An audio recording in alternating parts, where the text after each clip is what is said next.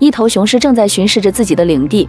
过了一会，遇到一只猎豹，猎豹看到远处走来的狮王，不仅没有害怕，反而还起身挑衅。作为草原之王的雄狮表示，还从来没遇到过这种怪事，于是决定给他点颜色看看。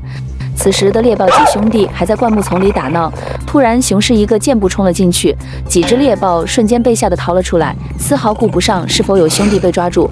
果然，一只跑得最慢的猎豹被逮住了。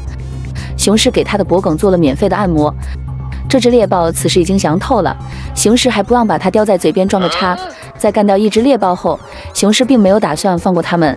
其实仅剩的3只猎豹还在为刚起来那只猎豹的死推责，丝毫没有注意到雄狮正朝他们这里冲来。